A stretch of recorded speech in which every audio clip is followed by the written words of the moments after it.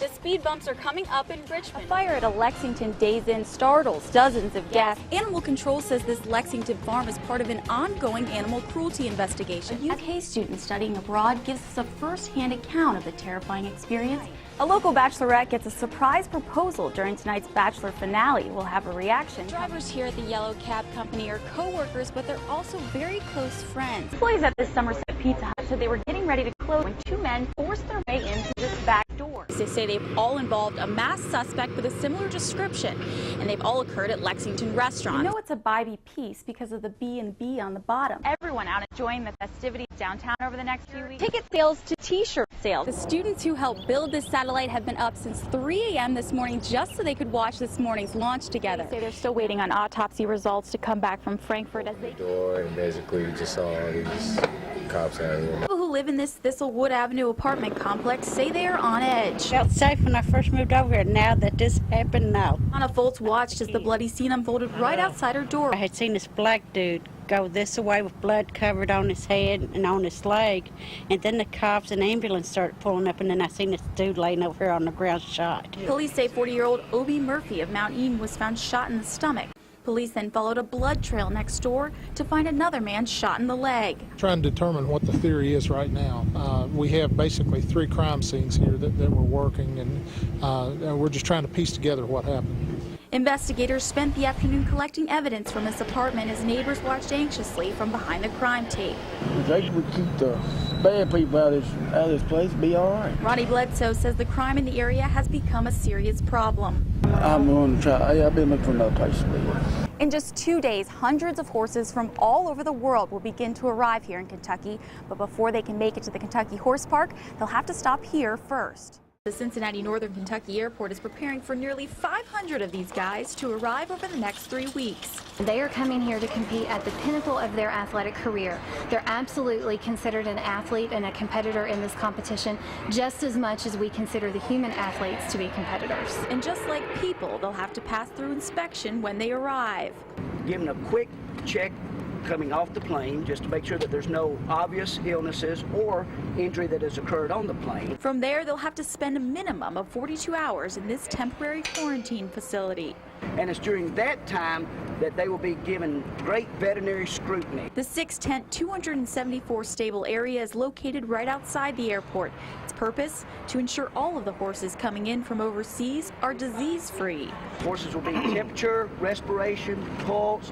Are they eating well? Are they drinking well? Is everything working like it's supposed to work? If there is a problem, they'll be moved here. 4 isolation stalls. Just in the event that a horse does present evidence of illness, we can isolate them away from the other horses. Officials say they hope to get the animals in and out of the quarantine as quickly as possible. The next time they see daylight, which is in 42 hours or so, they have been determined to be free of disease status and brought out, put on trucks, and taken to the Kentucky Horse Park. The Cornelison family has been crafting unique pottery from clay. This is just the way we did it. For decades. This is what we do. We make pottery, nothing else. The Madison County landmark first opened in 1809. We've had governors to land their helicopters here, vice presidents, wives to walk through that door. After more than 200 years of crafting pots, mugs, and dishware, Bybee Pottery is halting production. There's just no market for it as much as there once was. You know it's a Bybee piece because of the B&B on the bottom, a tradition that was started back in the 80s. Their signature pieces can be found all over the internet. You know, like my dad always said, I don't care where it goes as long as you pay me before you leave.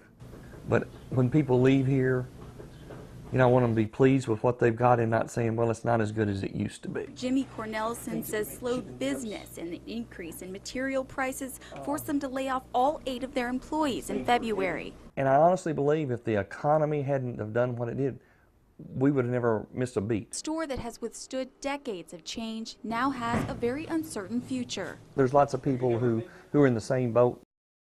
The only thing is we've been in business 202 years. You know, so it's a little bit more painful where that's concerned. In Madison County, Catie Slattery, ABC 36, your local news source.